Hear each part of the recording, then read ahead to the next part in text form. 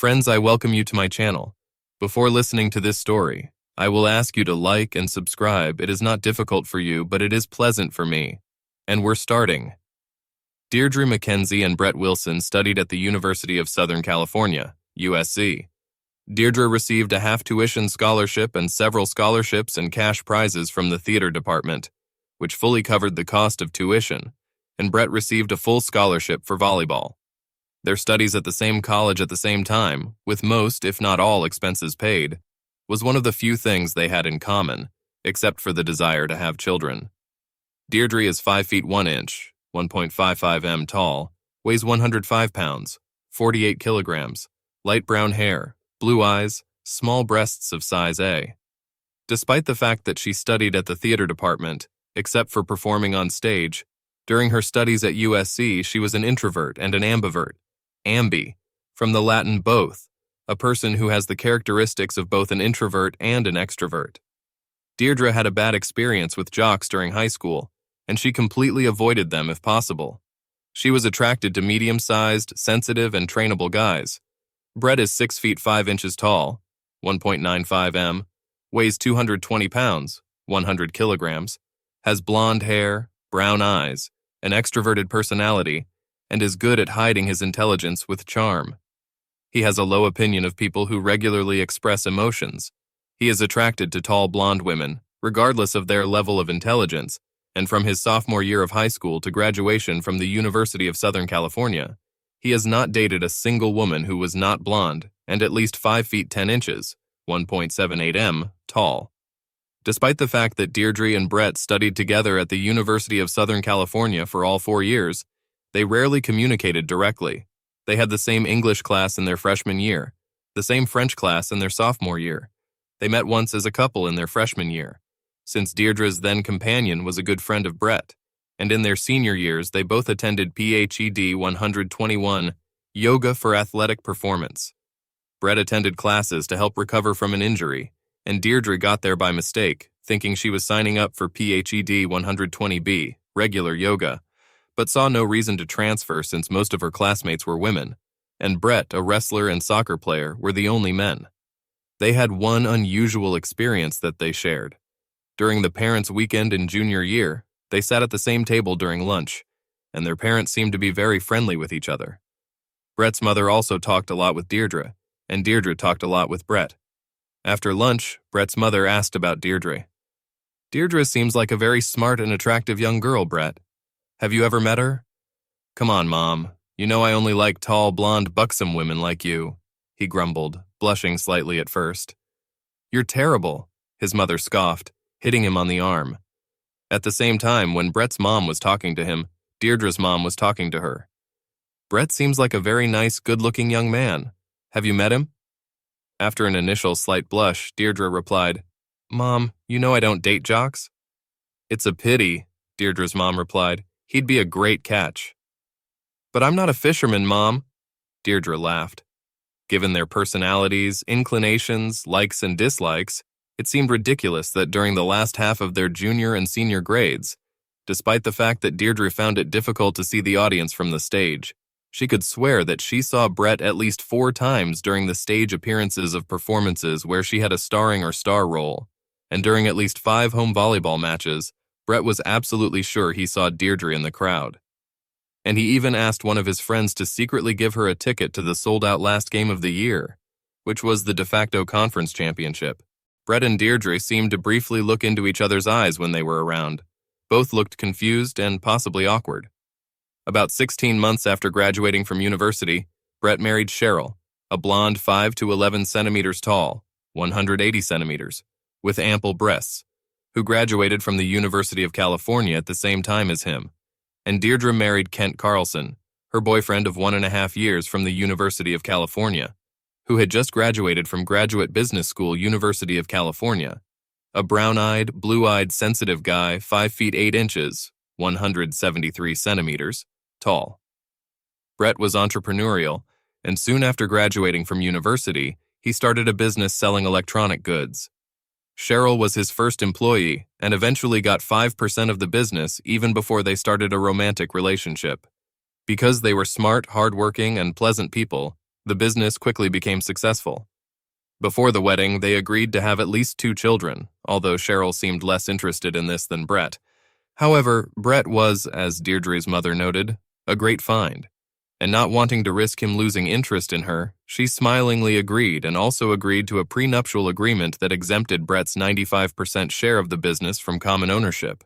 Brett enjoyed married life, except for fleeting bouts of guilt after sleeping with Cheryl, when he did not think about her at the moment of ejaculation. He kept in good physical shape by exercising almost daily and playing in the amateur volleyball league. It turned out that Kent also had good entrepreneurial instincts, and within 3 years of his marriage to Deirdre, his business was apparently successful. Deirdre was able to continue her career in the theater, and although it did not bring special economic benefits, it brought spiritual satisfaction. Her only disappointment was that Kent wasn't as supportive of her career as she thought, and seemed to want her to either find a high-paying job or just volunteer. Apart from Kent's lack of support for her career, Deirdre enjoyed married life, except for fleeting bouts of guilt after making love to Kent.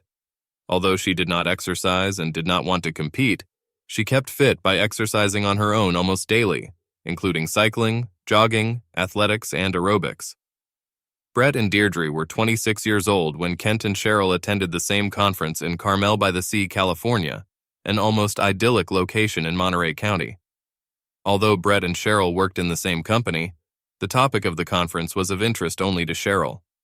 But Brett worked hard and needed rest, so 3 or 4 days in such a picturesque place were attractive to him. Deirdre was busy between performances, but the Cat Theater in Carmel asked her to talk to them about the possibility of holding seminars for members of the community theater in the future, so Deirdre was happy to go with Kent to Carmel.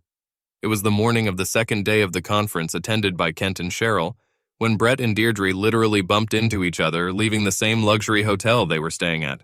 Picking her up so she wouldn't fall, Brett smiled broadly and said, "Deirdre Mackenzie, it's you, isn't it?" Hi, Brett. I'm sorry, I wasn't looking where I was going," she stammered. "No, it's my fault. What are you doing in this idyllic place?" "My husband Kent is participating in the conference, and I specially went with him, as I'm going to meet with representatives of the Cat Theater at lunch. I'm going to the city center myself. Do you want a ride? I've heard that parking is difficult here, and there's no point in taking 2 cars with us if we're coming from the same places," Brett chuckled. "But what if you want to come back early?" Deirdre asked. "I promise to adjust my schedule to yours," Brett replied quickly. "Good. I think it would be more fun to go sightseeing with someone else," Deirdre replied, feeling her face turn red from the uncharacteristic sensation. Since USC, Deirdre had moved away from all introverted aspects of her personality and was now a true ambivert. Brett remained a pleasant extrovert. Remembering what they did after college, they enjoyed exchanging ideas while walking around the picturesque city. When it was time for Deirdre's lunch, Brett had a suggestion. "Deirdre, if I agree to pay all the expenses, do you think the 3 people you're dating would mind if I came to lunch with you? I promise not to interfere in your conversations." "We can ask," she beamed. "Where do you meet them?" "At the Cat, it's about 2 blocks from here." When they got to the Cat, they were greeted by 3 members of the board of directors, and they gladly accepted Brett's invitation, if only Divvy, where they had a table reserved for lunch, could accommodate another one. When it turned out that this was not a problem, Brett was seated at a round table opposite Deirdre so that she could sit between 2 members of the board of directors. After the initial pleasantries, Brett primarily watched and listened as Deirdre stunned the council members with her experience and suggestions, and Brett was extremely impressed with her composure and something else that could not be expressed in clear thoughts, let alone words. The same problem that Brett faced when communicating with Deirdre at USC. After a pleasant lunch lasting 90 minutes, the diners went to the Cat so that the board members could give Deirdre a tour, with Brett walking next to them. After the tour, Deirdre took Brett's hand and said, "Thanks for lunch, and I hope our conversation about the theater wasn't too boring for you." "I liked it. I learned a lot of new things today, and I'm sure I'll be able to appreciate the plays more in the future," he replied. "Did you like the plays I played in at the University of California?" Deirdre blurted out before she could catch herself at her word. In fact, she had no desire to tell Brett that she had seen him in the audience at several performances. Brett's answer was even more awkward than Deirdre's question. They both blushed when he stuttered, "Yes, well, I think, I went with a companion to, a couple of plays at school. Yes, you were really great. Deirdre quickly changed the subject. Since you supported me, let's go wherever you want now. Taking his hand, she led him away from the cat. They ended up going on a 2-hour walking tour, which they both enjoyed, with several other tourists from England and Germany, and shortly after it ended, they had to return to the hotel to meet their spouses after the end of the conference day and have dinner that evening. During the return trip, both Brett and Deirdre seemed thoughtful. Finally, Brett asked, "Would you like to go to the beach tomorrow and rent kayaks and surfboards while our spouses are in meetings?" "Of course. With pleasure," Deirdre smiled. "Can we meet at my car at 9 a.m.? Brett suggested. "That sounds great," Deirdre smiled. After they got out of Brett's car, Deirdre said, "Thanks for a great time, Brett," and then she stood on tiptoe and kissed him on the cheek.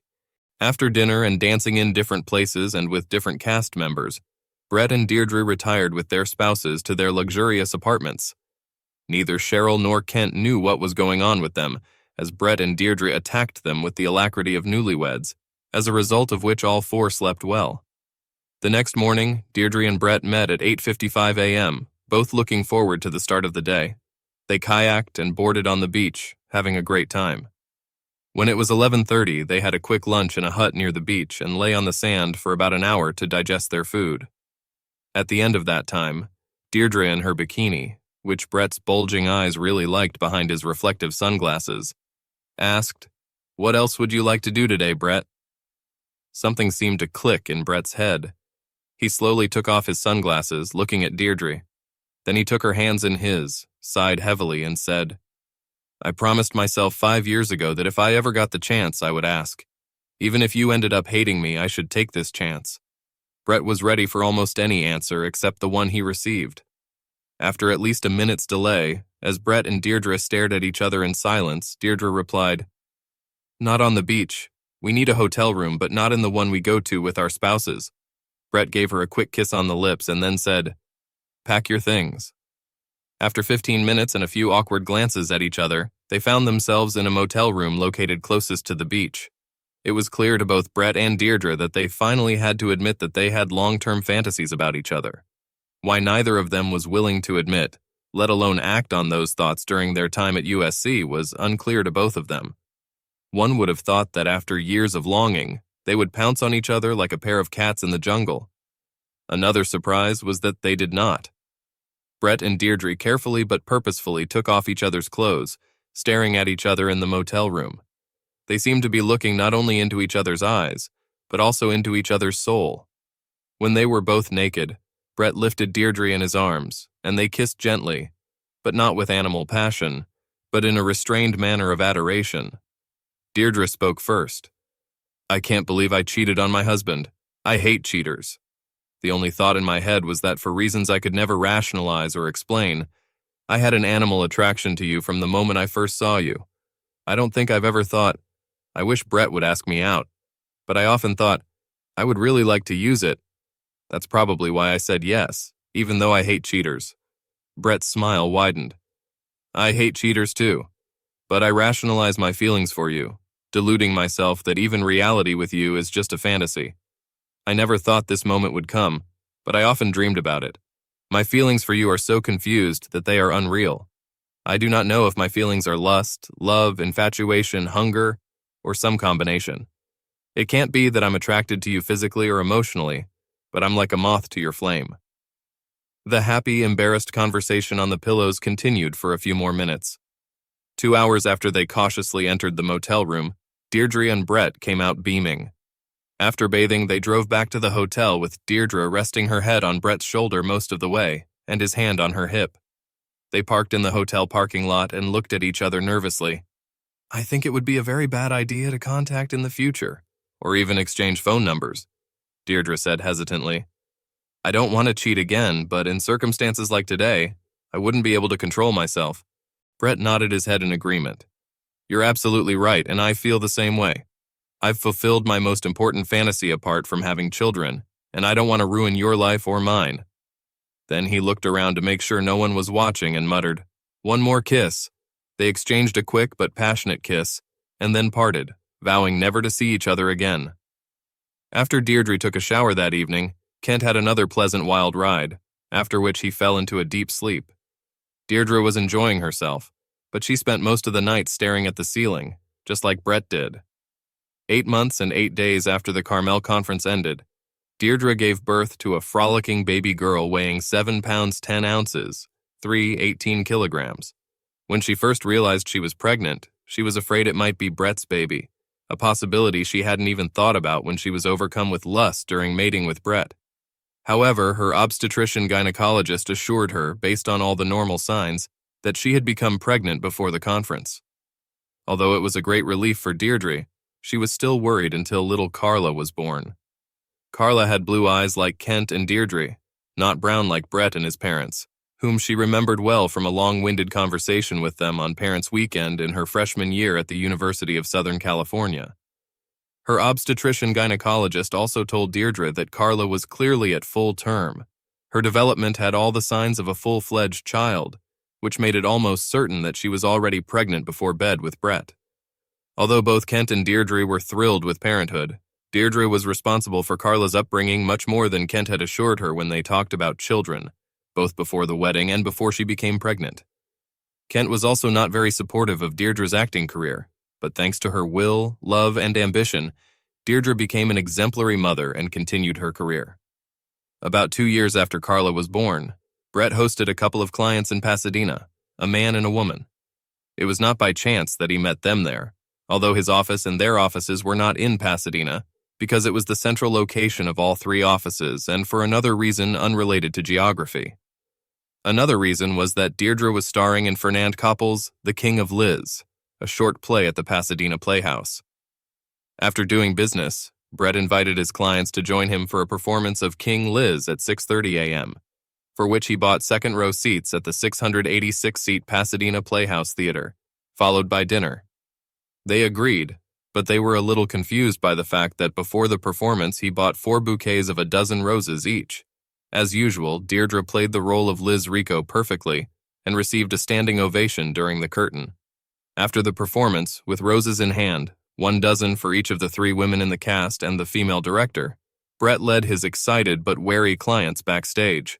Brett told the guard, "I would like to see the director. I have flowers for her and the women from the cast." It was a little unusual for a bored guard, but it was a change of scenery, so he agreed with Brett and soon returned with the director. "Hi," Brett beamed, holding out his right hand and barely holding 4 dozen roses in his left. "I'm a friend of Deirdre McKenzie, and I'd like to see her and congratulate her on an outstanding performance, as well as give a dozen roses to you, her and 2 other ladies involved in the play for an amazing evening of entertainment." Brett soon stunned the director with his charm, distributed roses to the director and 2 performers, except Deirdre, and then found her. She blushed when he handed her a dozen roses, and blushed even more when he introduced his clients. When he told his clients, "I know I'm biased because Deirdre is my favorite non-family client, but wasn't that the best performance you've ever seen?" When the customers agreed, Deirdre's face turned completely red. Despite her embarrassment, she agreed to accompany them to dinner. All 4 of them had a great time at dinner. However, around 9 p.m., Deirdre began to fade away after a tense performance and a long day, and said she needed to go to the hotel. Brett dropped off his clients at their hotel, and then drove Deirdre to hers, insisting that she be safe as he walked with her to room 313 at her hotel. When she thanked him at the door for the roses and dinner, he said, "You look too tired to take a proper shower." "Let me help you." "No, you're a pervert," she chuckled. "I remember what happened the last time I was in the room with you, and I couldn't walk properly for 2 days. "And if I promise to be gentle?" Brett pleaded, turning on his charm to the maximum. Deirdre really tried to fight off his seduction, but because of her fatigue and the fact that deep down she did not want to resist, she allowed him to escort her to her room. Brett was very respectful when he undressed Deirdre, all the while complimenting her performance in the play. As Brett was getting dressed to leave, Deirdre became serious. "I do not know why I let you empty me last night, or perhaps why I emptied you too," Deirdre sighed. "But it must not happen again. If you ever look for me again, I'll cut off your balls. I hate myself for cheating, and I won't let you manipulate me again." With steely determination in her eyes, she looked at Brett and said in a fake Italian accent, "Capier?" You understand in Italian. I feel guilty too, but I'm not sorry. I just wish I'd met you at USC. I know you were interested. After some delay and a blush on her cheeks, Deirdre replied, Bullshit. Then why did you come to my volleyball matches? He chuckled. Because you came to my shows, she chuckled back. Brett tried to kiss her goodbye, but she pushed him away. I can't kiss you again, she muttered. It's too dangerous. Brett squeezed her shoulder, smiled, and left the room. Deirdre had to take a nap before heading to the Pasadena Playhouse for the next evening's performance, the last of the short performances, and she tried her best to get Brett out of her mind. Since she and Kent were trying to have another child, Deirdre was very happy when she found out 4 weeks later that she was pregnant. Once again, her OB/GYN assured her, based on all the normal signs, that she was pregnant before the night of debauchery with Brett, although obviously she did not tell the doctor about this meeting. Although it was a great relief for Deirdre, she was still worried until Big Blake was born.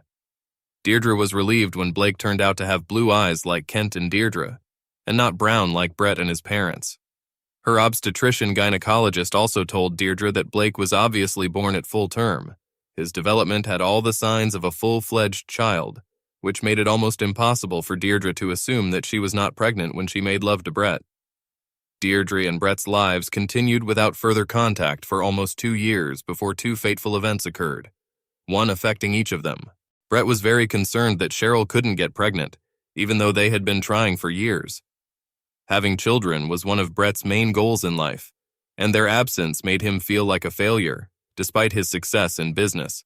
He and Cheryl were examined and were quite capable of conceiving a child, but for some reason this never happened. Cheryl was on a business trip when Brett needed to determine some expenses on a business credit card that he and Cheryl had. He knew she kept notes in a desk drawer in the office, but he didn't know which one. There was nothing interesting in the unlocked drawers, but after he found the key to the locked drawer and opened it, he found several folders related to credit cards. Having found out the necessary information, he put the folder with business credit cards in place and saw the folder for the card, which he did not recognize. He took it, opened it, and his life changed. It was a folder for a card in Cheryl's name, a card he didn't know anything about. The very first document in the folder was a receipt from the doctor's office dated just 4 days earlier for a Depo-Provera injection. He didn't know what it was, so he took out his phone and searched for it. To his shock, he discovered that this is the well-known trade name for medroxyprogesterone acetate, a contraceptive injection containing the hormone progestin, and that Depo-Provera is given as an injection every 3 months to prevent pregnancy. Panicked, Brett rummaged through the credit card bills for the receipt and found a bill from the same doctor for the same amount as in the first receipt, approximately every 3 months for the past 2+ years. This fool lied to me that she wanted children while continuing to take contraceptives, he shouted aloud. Brett didn't know which angered him more, lying or wasting time trying to conceive a child. Brett is a responsible guy. He immediately called Cheryl on her cell phone, told her as calmly as possible about what he had discovered, and then said, "Find a lawyer. The divorce papers will be filed before you get home." A desperate Cheryl returned by the first plane, but it was already too late. The locks and codes in the house and garage were changed, and despite the fact that only 16 hours had passed since Brett's call, his lawyer acted quickly, and the divorce papers had already been filed. When Cheryl knocked on the door upon arrival, the documents were filed and the prenuptial agreement was executed. The divorce papers also contained a letter from Brett about her dismissal and a check for a year's severance pay in accordance with her employment contract. Despite Cheryl's lawyer's attempts to get court-ordered counseling, Brett never spoke to her in person again.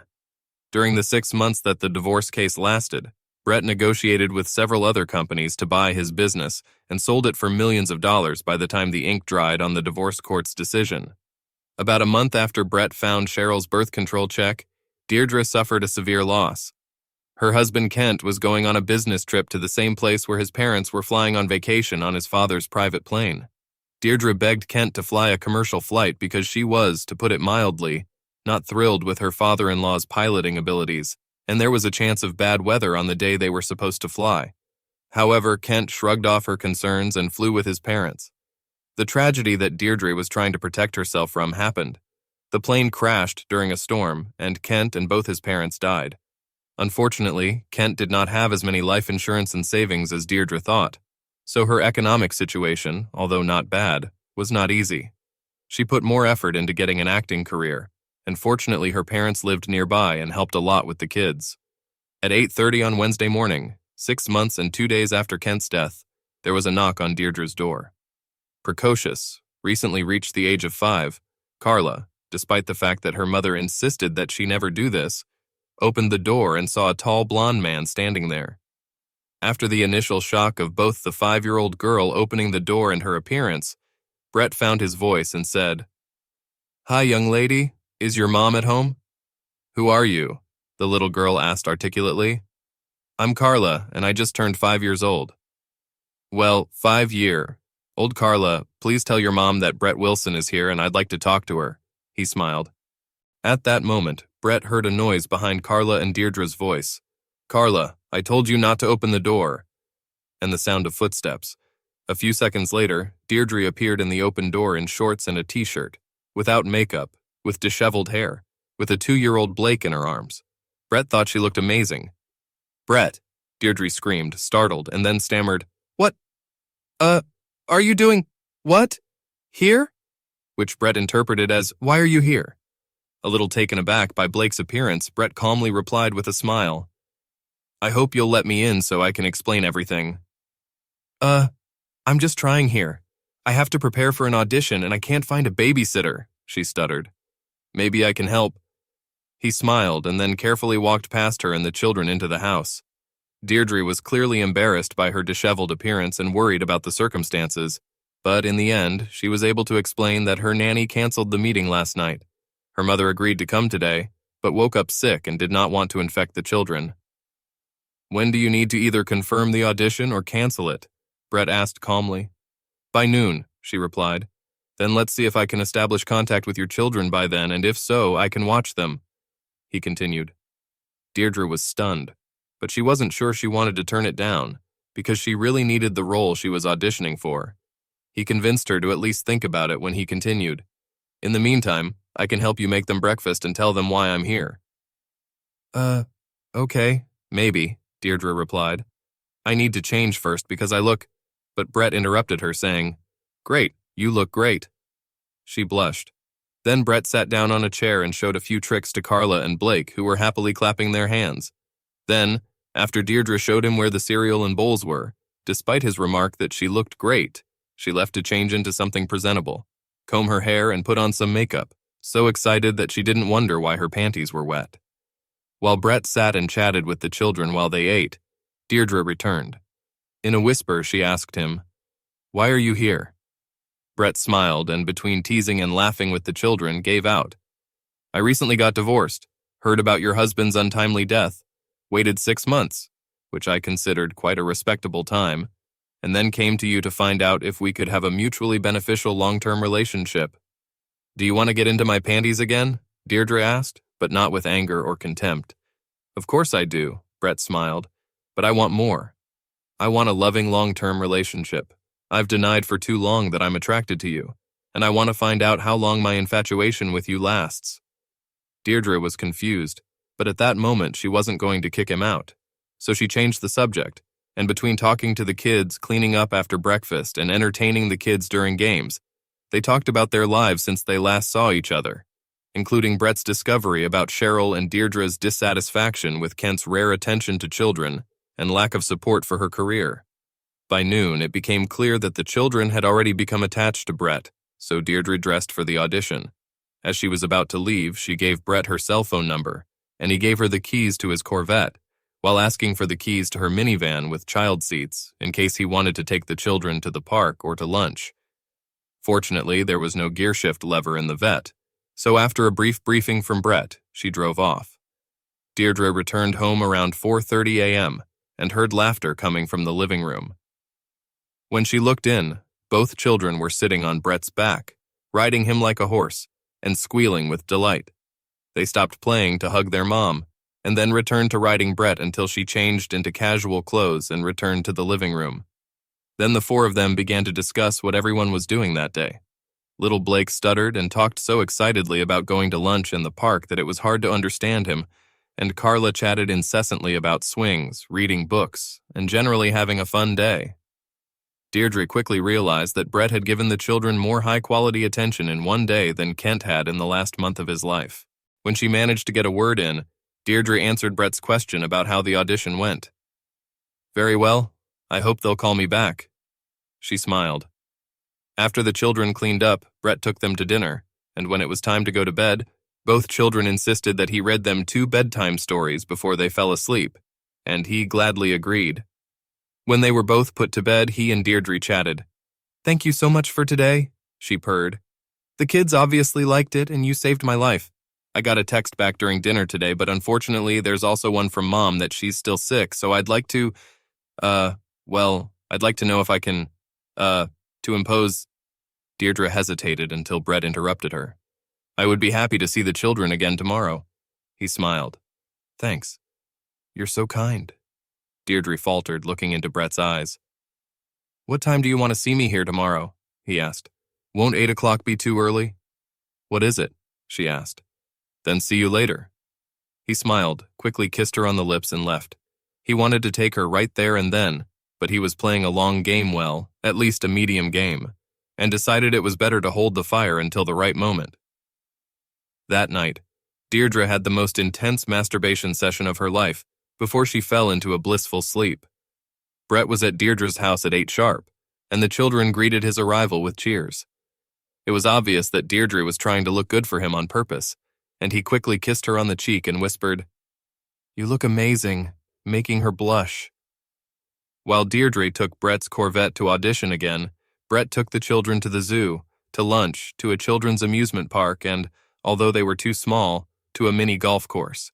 When Deirdre returned home at 5 o'clock, thrilled to be cast in the lead role in the play, the children were already asleep, passed out after a long, exciting day. Brett bought some groceries and cooked dinner for Deirdre and a simpler dinner for Carla and Blake after they got up after a 2-hour rest. After another fairy tale, when the children were already asleep, it seemed to Deirdre that Brett might leave again. With the shyness of a little girl, without looking into his eyes, she said, "You know, you could stay the night if you want."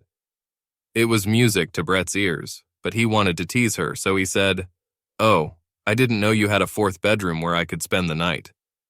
And again, without looking him in the eye, Deirdre modestly replied, "Well, maybe you could sleep with me." Brett walked up to her, lifted her chin, kissed her passionately, and then answered, "You'll have to sleep a little." He picked her up in his arms and carried her to the master bedroom while Deirdre whispered in his ear, "Please be gentle. I haven't had a bed since 2 weeks before Kent died."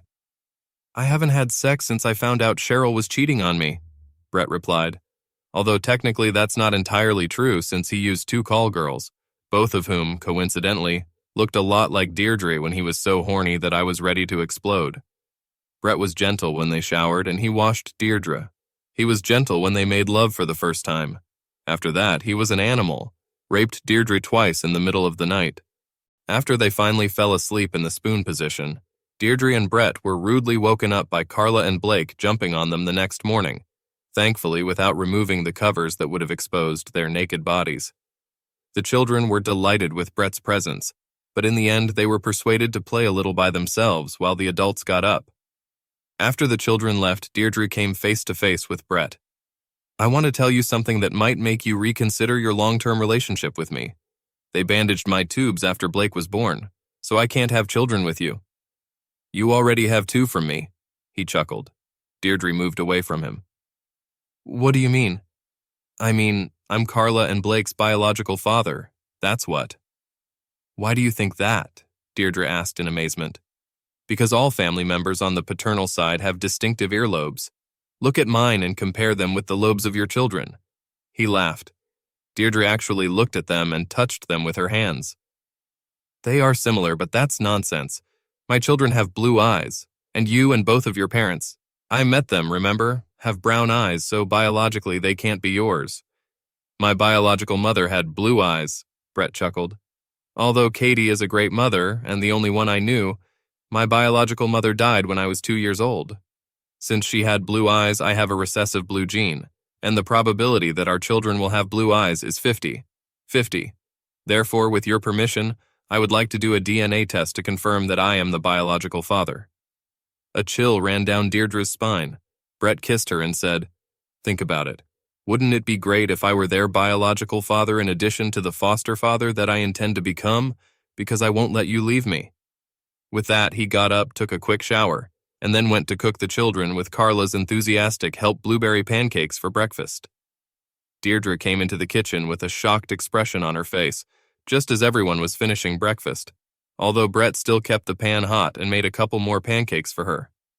Before lunch, the whole family went on a field trip, and then Brett insisted that they go to the laboratory.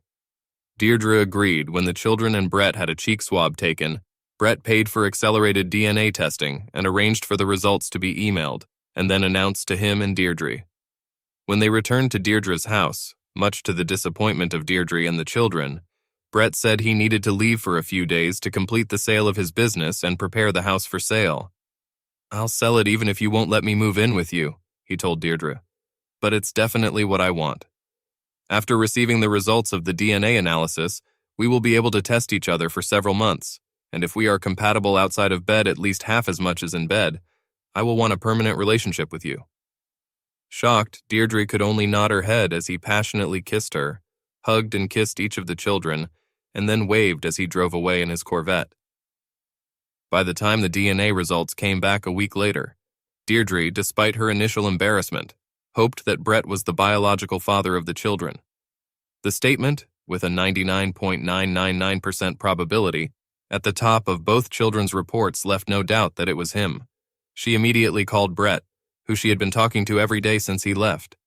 "You were right," she said simply. "I'll be at your place tomorrow, and be ready to be raped," was all Brett said before breaking off the conversation. The next morning, Brett was greeted by laughing children. Handing each of them a gift, he kissed the smiling Deirdre fervently. After another full family day, the children were put to bed. Brett read them 2 more fairy tales, and then sat Deirdre down at the kitchen table. "I've been bothering my lawyer during my absence." Brett chuckled.